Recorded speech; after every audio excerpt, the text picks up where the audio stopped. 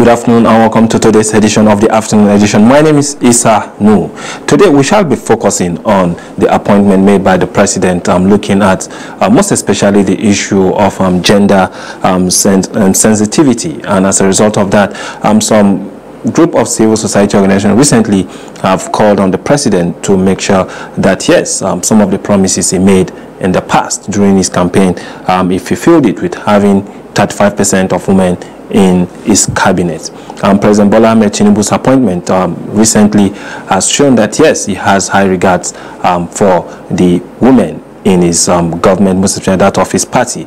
And if you look at it critically, during his electioneering campaign, stated in his manifesto, Renewed Hope 2023, action plan for a better Nigeria, that it will push for legislation to increase women participation in government to at least 35% of all government positions. And according to the president, the legislation was to mandate the federal executive, particularly the cabinet and core senior advisors, to reserve a minimum number of senior positions for women. And following Tinubu's assumption of office as president, the immediate past national women leader of the ruling All Progressive Congress, Dr. Betta Edu, also expressed confidence that women will get 35% of the position in Tinubu's government. However, with his cabinet now in place, according to some stakeholders, President Tinubu, unlike the former president, is breaking new ground with appointing women into key ministries, and is expected that in few days from now, more women will be appointed into key departments and agencies. Founding director of Women Advocate Research and Documentation Center in person of Dr. Abiola Akiode Afolabi, reacting to the development, described it as unfortunate, given that there was a lot of expectations from not just women, but from majority of the populace, that the president was going to do something more significantly different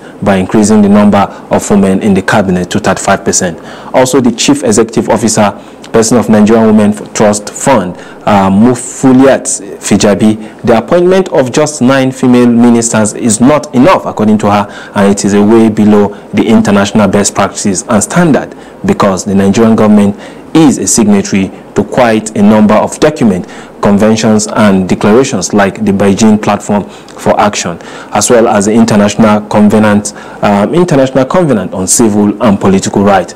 To discuss this issue today with us is Aja Farida Yahya. She is the CEO of Brief Academy, so she will be giving us more details on the need for gender sensitivity in this present administration. So we'll take a very short break, and when we return, we'll start up with the conversation.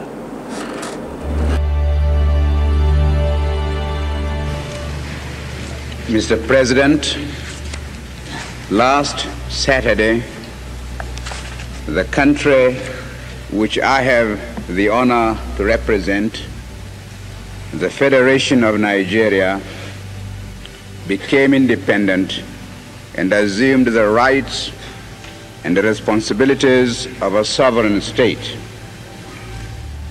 Today, Nigeria has been admitted into the United Nations organization and assumes still more responsibilities.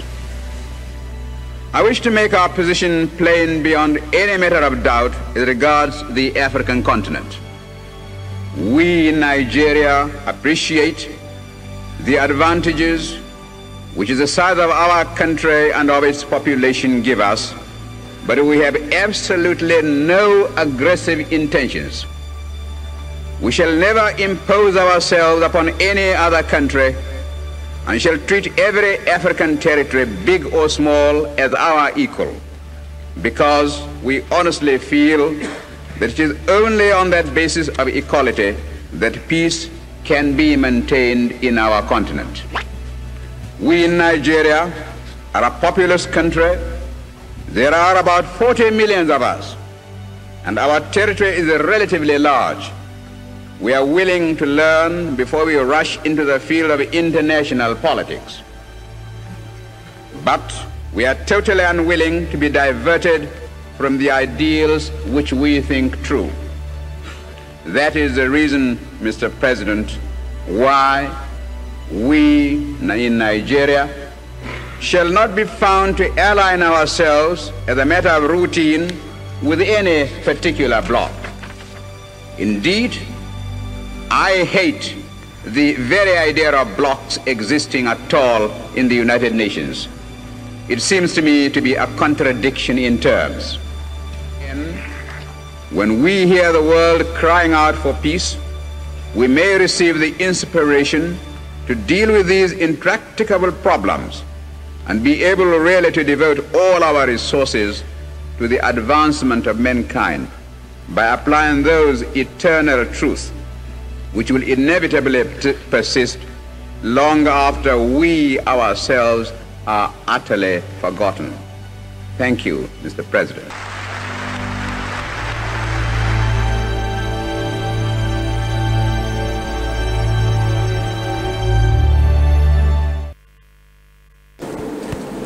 Welcome back from the mouth break, and just before the break I did inform that we'll be focusing today on gender sensitivity, and for now we know the expectation is still there, and the president actually have taken note, I believe, before now, even during his campaign, he did mention it, that he's going to get the women involved in his administration, and so far so good. The appointment had not yet exhausted, because we've seen that at least we have like 7 to 8 of the women presently in his administration, but then still they say when you give more, there will be that demand for more. So today we'll be discussing that with Hajia Farida Yahya. Hajia, good afternoon and welcome to the program. Good afternoon. Thank you for having me. It's nice having you today because this is becoming another issue. You know, women, when you give them small, they tell you they need more. But now, on this particular case, what's your assessment so far about this administration on a general note first? So thank you so much for having me, and I think this is an important conversation that we need to have. Again, I usually say that women make 51% of the population, at least with the statistics that we have. Yeah. So it's very important that we include women if we want, again, the economic prosperity that we hope for, right? We know that the world in general is still recovering from COVID-19, but Nigeria especially, we're at a critical point where we need that economic recovery, and everything needs to be put in place to ensure that happens. So, of course, you should involve women, right? Women are house managers. We've been house managers for a long time, and we have the competence and the ability to be able to deliver, again, the support that is needed for us to move as a nation. So I think so far I would say that the president has done well. The latest one that has excited a lot of us is the Minister of Youth, right? A young woman who has proven that she is worthy of that role, and who we believe would do excellently well in her role based on her antecedents. We've seen so many good nominations and so many appointments that have been really exciting for us. But like you mentioned when you opened, right, 35% was what we were promised or what we were told, and we are still holding on to that. We believe that the president will keep to his word. We're currently at 19%, which is good. However, again, we're looking at that 35% or even more. So it's exciting. We would say that is a step in the right direction, but of course more is still needed to get to where we want to get to as a nation. But looking at it critically, now that you have 19%, that's more than, I believe, halfway into, President he has not even spent up to 200 days. Yes. And we believe that there are so many departments and agencies that will be giving appointment. But then looking at what has been given so far, how assured are you about their capacity? So like I said, I'm really excited that these women were given these roles not just because they were women. So them being women was an added advantage, right? But also if you were to put them against any other candidate for that role, they would actually still be able to take that role. So these are people who have shown that they have the competence, they have the skills, they're able to mobilize resources, they inspire their communities, their community leaders, and those are the kind of people that we need, right? Again, like you said, because there's so much spotlight, right? When they do well, we're all happy because it means that more roles would actually be given out. So I believe that these women have shown that they are competent. I believe that they've shown that they have the ability to mobilize resources, to inspire their community, and actually deliver what is expected of them. But moving forward, the president just yesterday during his briefing at the United Nations, I believe some of the women were also part of the entourage that followed him down there. One of them is Dr. Betta Hedu, who is the Minister for Humanitarian presently. Yes. And humanitarian ministry is one ministry that is very, very key in terms of how they handle the issues that has to do with disaster, the issue of humanitarian in general. Looking at her position, she was the former APC woman leader. How do you see her blending with other women to see that, yes, that ministry is properly upscaled, and then the delivery there will go in line with the United Nations mandate. So I think what we need to look at is, again, what is the antecedents of these people that are coming in, right? The role she had before now is a role that requires organizing and mobilizing, right? And what she's taking on now is actually exactly what she needs. She needs that kind of skill and expertise, right? Like you said, disaster is something where you have to do a lot of mobilizing. It's something that requires you to go out there, look at the problem, listen to what people need, and be able to mobilize resources and utilize the limited resources that you have. Having been, again, a women leader for that long, I believe that she's actually shown, right, that she knows what the community needs, right? She's actually listening to the reality on the ground. She's able to interface with people who have all the skills that she needs. So the thing about being a leader is not just you, right? It's also about how do you mobilize people around you? How do you ensure that people are able to deliver on the mandate that is required? And I believe that she's actually in a good role, and she would be able to deliver that. Again, what you need to look at is what are the things that are needed when it comes to delivering that role, right? How would she go back into the community? When you look at the disasters that we have, right? Thankfully, most of our disasters are human related, not natural. Yeah. So that helps her to be able to say, okay, who do I need to speak to? Do I need to go to the Northeast? Who is my advisor on XYZ, right? How do I get that person to come to the table and give us the results that we need? So again, for me, when we look at these people, I am happy that there are people who are competent. There are people who have actually shown in their previous roles that they have the capacity to deliver. How do you see the 35% bettering the position of women in the society? So that's an interesting question. I believe that, again, one thing that we have been able to show as women is that when one person does well, she mobilizes more people, right? And my mantra has always been that as a woman, you have that responsibility that when you move forward, you pull other women along. So the more women who get these roles, the more women who are inspired to be able to actually aspire to those roles. I'll give you a good example, right? For every woman that you see who is currently a leader, when you speak to her, she's actually standing on the shoulders of giants, right? She has sisters, she has cousins, she has people around her that have pushed her, right? That have been able to help her to succeed. So that support system is very, very important, right? Community is very important for women. So imagine when one person now goes forth, what happens is that because she has gone forth, she's able to pull other women to be able to do more. Again, economic empowerment for me is very, very crucial. Most of the women that we see in our community today are the ones actually supporting their families or actually helping other people in their community, right, to be mobilized to be able to grow. So if a woman is a leader and you have people around her, right, that are women that are also, again, telling her, you know, what the real problems are, what the real issues are on the ground, then everybody is better for it. The household is better for it, the society is better for it, and then we also have our children, our daughters, being able to say that, oh, because this person did it, I can also do it. It is possible, right? And we really need that hope, because we're at a point where if we don't inspire our girls, then we're going to be in a lot of problems as a society.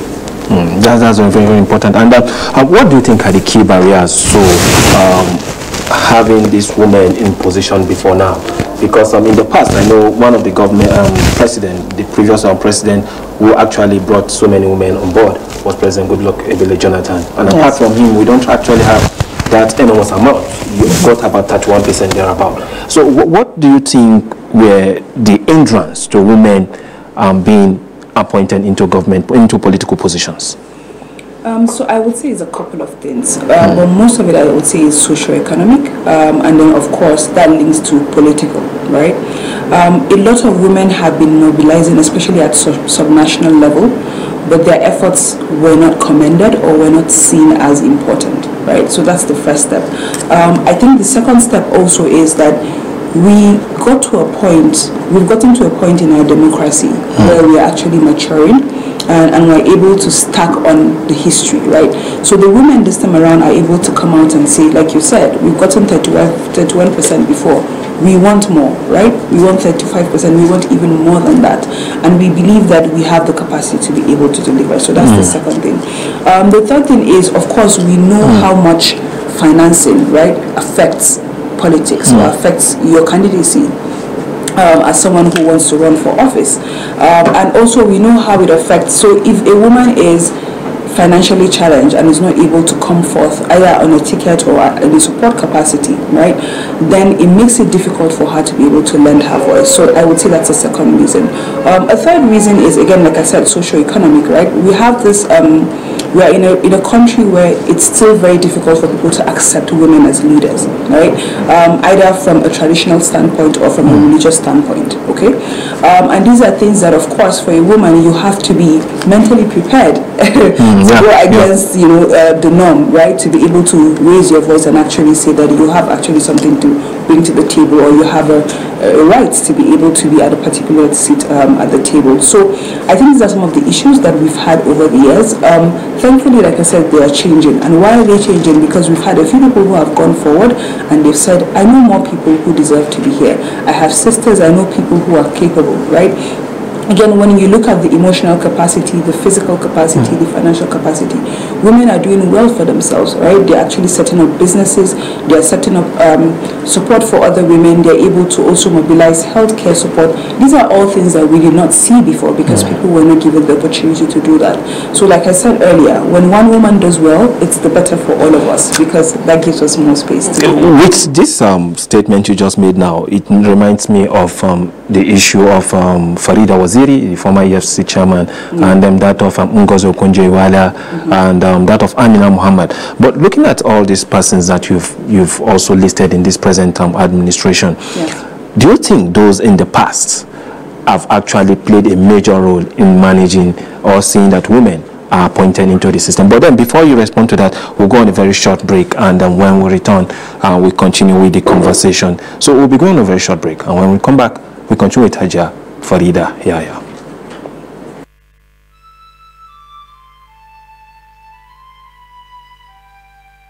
We are a nation blessed with people of diverse cultures, religions, languages, and opinions. It is ironic that we are now being ripped apart by our greatest strength, our diversity. We have allowed intolerance, insensitivity, bigotry, and nepotism to blind our vision of the greatness we can achieve working together as one.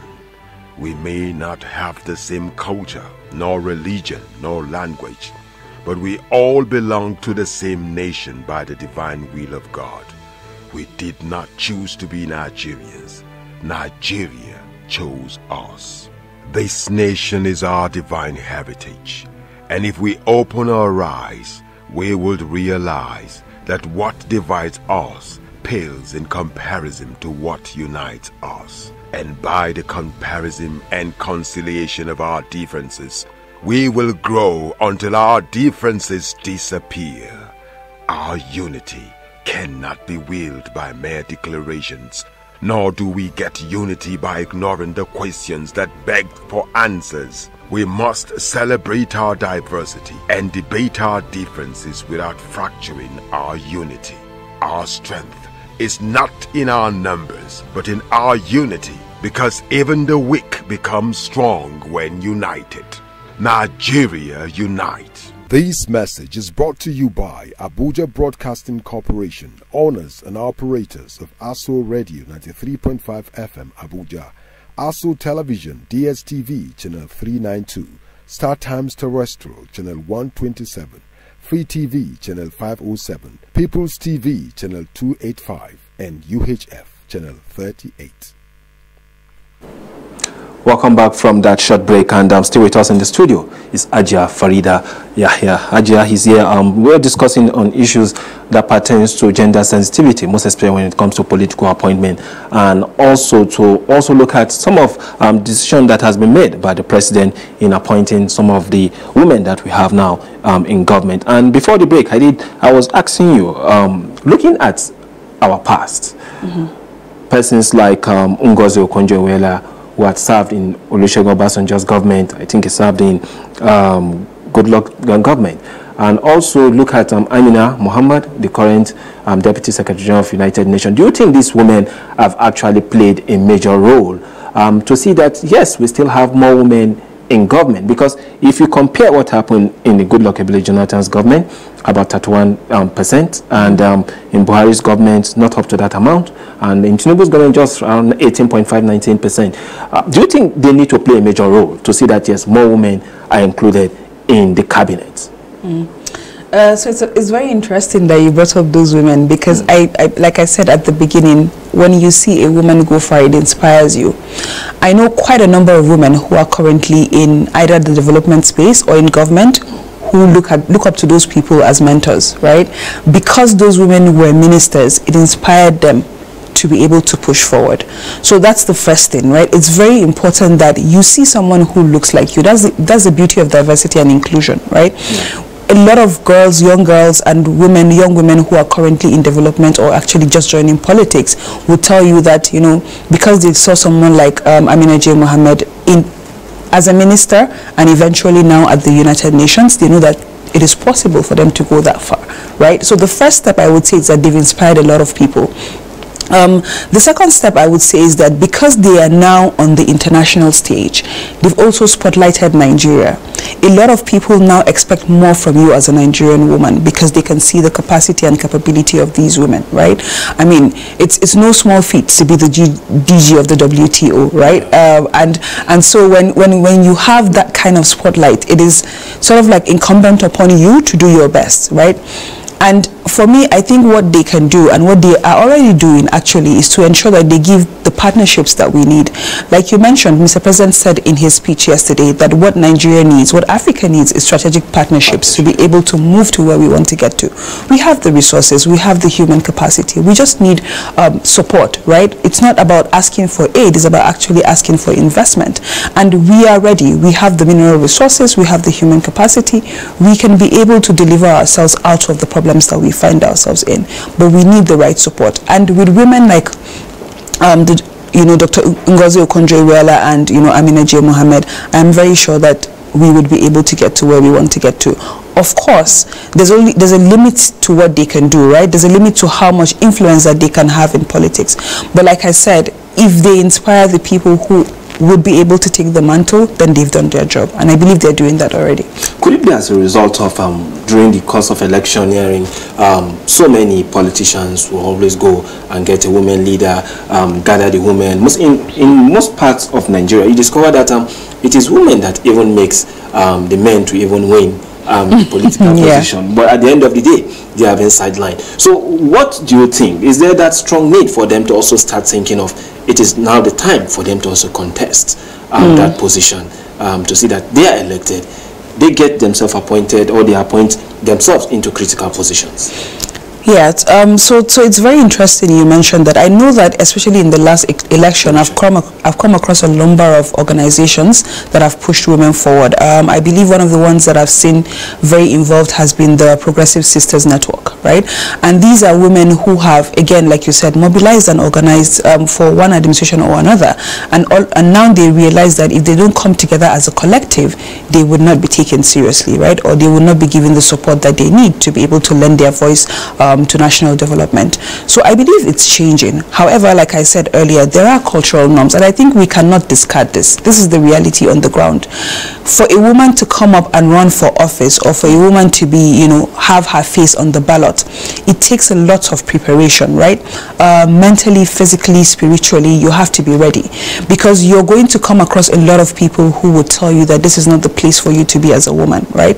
They prefer that you're at the back, pushing the men, like you said, to be able to win. But then we have been in political participation for a long time. We have seen where the holes are. We have seen where the gaps are. So as women, we also have that, again, extra natural instinct, right? We are very nurturing as women. So we know that there are places that only a woman's touch would be able to make that change. And that's why we say, okay, now it's time for the women to come forward and be able to also show what they can do and actually make their mark. So I believe that we're making progress. Is it as fast as we want it to be? Because we still want 35%? No, it is not. But it's coming together. And I believe that the more we push the women, give them the support that they need, the more we're able to grow as a collective. What advantage do you think the women have in working in this present administration? There are a lot of advantages, right? Like the president highlighted, we are actually at a critical point where there are so many reforms happening, right? The subsidy removal, we've had the foreign exchange rate change. We have so many things happening at the same time. So the reform is difficult, but this is also the time to be able to give the support that people need to be able to cushion the blow, more or less, right? Because it's now a stark reality for people. So you used to buy fuel at 200 naira, and all of a sudden it's about 800 naira, which is like almost 300% more than you used to do before. So you need women to be able to come in and say, how do we cushion this blow? How do we make sure that the family front is covered? Beyond just giving palliatives, what are the things that people need to be able to survive this reform and also give the support? Because again, it's one thing to sit down in your office and give, a directive. It's another thing for the people to support you and actually see hope, right? And see the light at the end of the tunnel. Beyond just saying, oh, I support the president, they can actually see themselves and believe that you have their interests at heart. And I believe that it's women that would be able to do this. So that's the first advantage. The second advantage, like I mentioned, is that most of the women have actually been organizers and mobilizers for years. The beauty of being a mobilizer and organizer is that when resources are limited, you know how to direct the resources to get maximum results. So that's the second thing, right? And they have the support of, again, like I said, a collective, which is the third thing. A lot of the women who are in their networks know people or have been in certain positions where they can help them mobilize resources, which comes to the third part, which is strategic partnerships. Because again, even though we know that government is, again, the highest employer of labor in Nigeria, we also know that PPP is very important. Without public-private partnerships, we would not be able to deliver certain things. So if you have women in your community who actually are in private sector or who are able to mobilize resources in the private sector, then you can reach out to them directly and say, these are the ways that you can help government to be able to deliver what it needs. So I believe that these are the advantages that they have when you look at how they can play a critical role in this administration. So when it comes to the issue of policy generation or policy implementation, do you think they've done enough, most especially those that are in the legislative arms? In this administration, you mean? Yeah, in this administration. So I would say that they're just starting. Well, let me also extend it to the previous administration. Yeah. They have done enough, but I want to believe that more can be done. Again, you're looking at the population of over 200 million people, right? There's a lot that we wish could have happened in the last administration. I'll give you an example with the gender-based violence bill, right? That bill was passed in, I think, about 20 states, subnational. We wanted it to be more, right? And we pushed for more.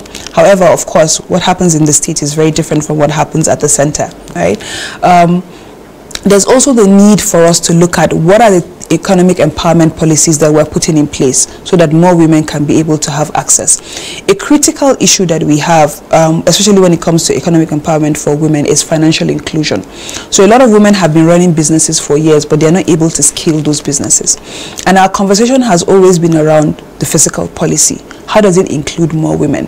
So we've been training women for years, but are we funding women, right? Are we giving women the support that they need to be able to scale?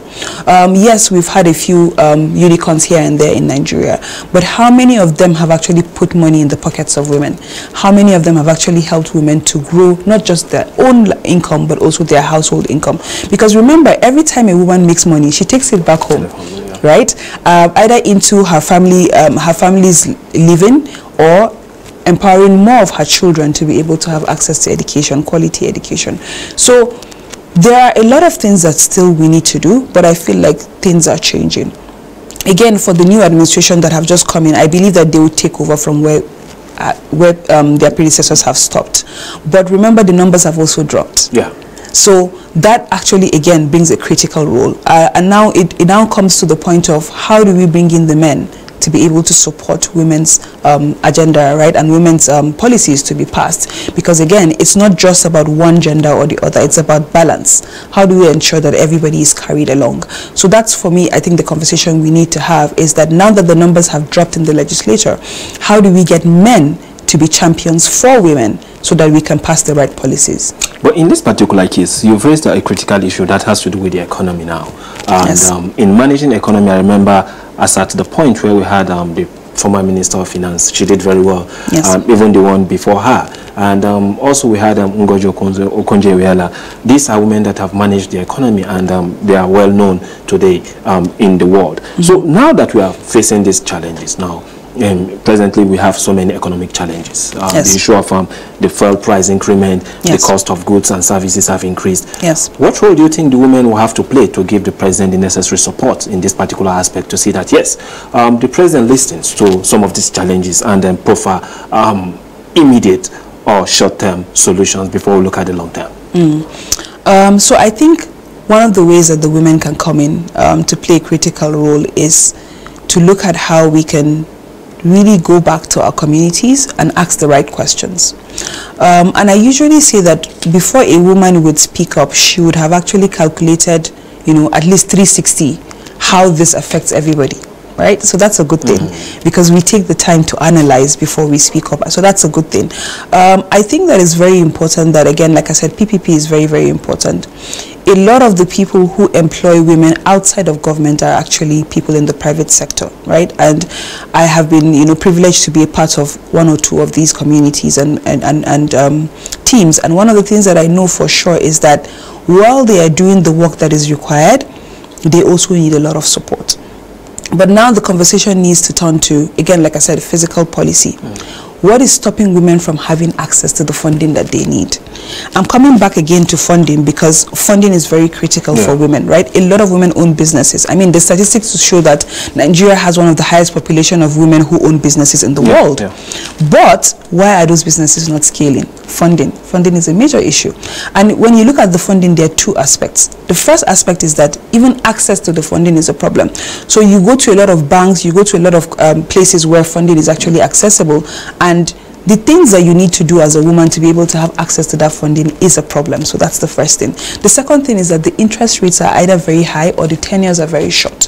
So you're telling a woman that she needs to have access to money, for example, ₦1 million at 26%, and she needs to pay that monthly.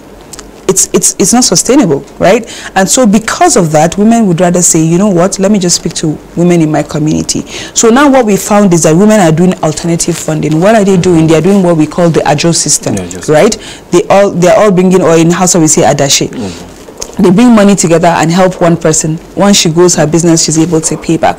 Is it working? Yes. But how can we look at that model and actually amplify it, right? So that's one thing I feel like this government can take a look at, is how can we look at alternative funding for women? That's the first thing. Okay. But I know you want to continue, but I just want to chip this particular point in, because I remember as at the last administration, so many money was disbursed from the CBN, and in order to serve as a kind of soften the difficulty as at that particular period of time. And now that we have a new administration, a new CBN governor was appointed by the president, do you think it should adopt the same model that was used in that particular, in the last administration, which so many women actually said that they were not actually favored to get the best from it? Do you think it should change it, or how can it get women into this and say that, yes, women get the necessary or the needed funding for their businesses? So I think before you continue on something, you have to stop and do what we called monitoring and evaluation, right? You have to go back to the model that was used and look at the people who were given this money. Were they able to sustain themselves, and did they pay it forward? I think that's the first question we need to ask. We need to do a proper M&E. When we do that, we will see where the loopholes are, we will see where the gaps are, and then we can be able to say, should we continue on this course, or should we add something to it to make it better? I think that's the first step that needs to be taken. The second step, like I said, is for the people who have come forward to say we were not favored or it was not sustainable for us. We need to bring them to the table. Right? Multi-stakeholder dialogue is very, very important, and I think that's one step we usually miss. Even in policy formulation, it's important to start with that step. Bring the right people to the table and have a conversation with them. And I think honest conversations are very, very important. Fortunately or unfortunately, because of politics, there's a lot of interest, so people would most likely not be honest. So instead of bringing them to the center, you should probably go to their communities. I don't expect the CBN governor to go around the 36 states, but I believe that, there are other ways where he can delegate, right? Either have a committee or, a community of people to go into these states and have the real conversations. again, like I said, women are at the bottom and at the center of all of this. But if you don't include them, most of the time, you would sideline the majority. Why? Because you're sidelining the women and the children. Because again, even though the men are part of, you know, the community, the women are the ones primarily responsible for the children. So we need to look at it from two angles. The first is, let's do a proper M&E. What went wrong? Why didn't we have these people included? And then the second step is to have a proper conversation. Again, go down to the grassroots. Let's not just stay at the center. I know that it's usually easier to say, okay, let's look at Kano, Port Harcourt, Lagos, you know, or Newi and Abuja. But let's go beyond that, because what happens is that when there's pressure in those smaller communities, they actually pour into the bigger communities, and then we start to have all these problems that we're having now, right? Overpopulation in most of the communities, and the real issues are still actually multiplying. Should I add a thought to that? Because Yes. you've mentioned the first second. What if we have all the ministers, the female ministers, coming together and then championing this cause? Do you see the possibility of having that kind of robust meeting, where they can also, they are there as ministers, yes, in different ministries and the rest, putting up policies, implementing policies of government to see that, yes, it benefits women. Yeah. But at the same time, again, most especially when it comes to the issue of economic issues, you look at the budget, Ministry of Budget and Planning, you look at the CBN, who also disburse some of this fund. So should there be a family meeting amongst the women where they can also put up this pressure on the CBN governor to look at policies and issues that concern women and how they make sure that, yes, women get this necessary funding for them to push their business? So I think that's possible, but I'm very careful to say yes to that. Okay. The reason being that every ministry has its own mandate, peculiar mandate, right? And I believe that if everybody does their part in their own corner, at the end of the day, it comes together. I think what I would look at it is the other way around. So we have a lot of women organizations, women-led organizations, right, that have women from cut across different sectors, right? For example, we have Greenbiz, we have Secluded, we have so many others, right, that are doing amazingly well with women from different sectors. What I would say is that those organizations should actually reach out to have strategic partnerships with these women, right? So for every ministry where a woman is leading, or for every parastatal where a woman is leading, those organizations will come together as a collective, right? And come together with what they believe is a blueprint of how these things can be changed and how it actually fits into the mandate of each ministry. Then they present it to the minister and say, these are the ways that we believe that if you put these things in place, then women would actually be favored. I think that's the better way to look at it. Again, what we are avoiding as much as possible is duplication of efforts. Because sometimes if that happens, then you actually waste the limited resources that you have. Okay, so what do you think are the strategies or initiatives that can be implemented to encourage more women to pursue careers in politics and in government? So I think the first thing is, again, the women who have gone forward need to mentor more women, right? That's the first step. I think is very, very important, because what you think it is on the outside is very different when you're inside, right? So by the time you have been in there and you've seen, you have a lot of lessons, you have a lot of experience to share, it's very good to look back and mentor more women, right? So I think that's the first thing. The second strategy would be, again, to create more or less like a holistic approach to how we can face this. So not everybody has to be a minister, right? Someone else can be at the state level, someone else can be a commissioner, someone else can be a head of a board, someone else can be head of a parastatal, right? We don't all have to focus on just becoming ministers or just becoming governors, right, or senators. There are other places where I feel that we can be able to make an impact as well, right? So that's the second strategy. The third strategy I would say is that because we are in a democracy, no matter where you are, either as a business person or someone in development, you have to look at why it is important for you to be a part of politics, right? Again, when I talk about politics, I'm talking about at the party level. Be a card carrying member, be an organizer, be a mobilizer. Use your voice and your expertise and your skills to make the party better, to make your community better, because again, then you're able to actually add to the conversation as opposed to taking away from it. It's very easy to sit down and criticize. It's very easy to say, you know, oh, these political people, oh, I don't want to be a part of this conversation. But like I said, there are different ways you can do it. And I think the final thing for me is funding. It's high time that women bring their resources together to fund more women. So it doesn't have to be you all the time running. If you see someone else who is just as capable or who can even do a better job than you, then how do we pull resources together to fund that woman's campaign to be able to actually, you know, deliver the results that we need? So that's something that we really need to look at critically, is how do we create a fund for women who want to run for office?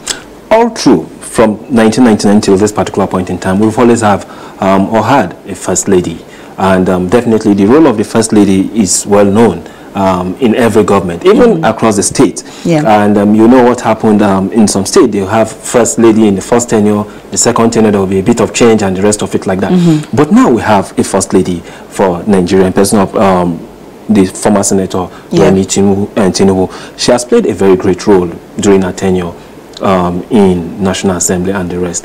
Do you see her bringing any sort of change in terms of how she gets women to be fully engaged in this government? So I think I would say that her being a former senator has also been very critical, right? To this administration looking closely to women. Because she is politically active, or she has been politically active, she knows where the holes are, and she's able to, again, either advise or even nominate, right? So that's the first step.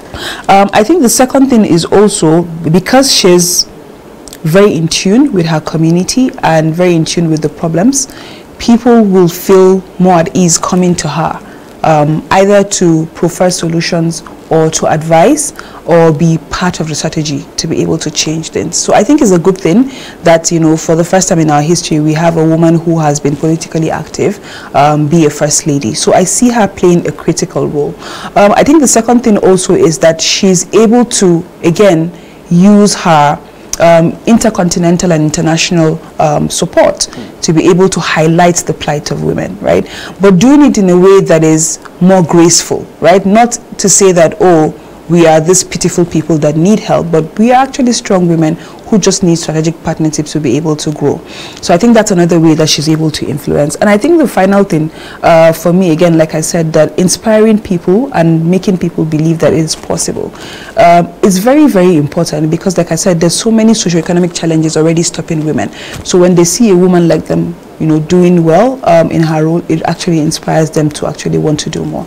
Okay, thank you so much, Ajia Farida. You are here for joining us today on the afternoon edition. It's Thank nice hearing from you, and at the same time also I believe so many women will be inspired by what you've said, and I hope 2027 is not far, so probably you also pick the ticket to contest the election. Don't put me on the spot. This is how far we can go today on the afternoon edition. My name is Isanu. We've discussed so far issues that pertains to women gender sensitivity in this present administration, and how the women can also play a major role in supporting the government. My name is Isanu. Have a wonderful day and stay blessed.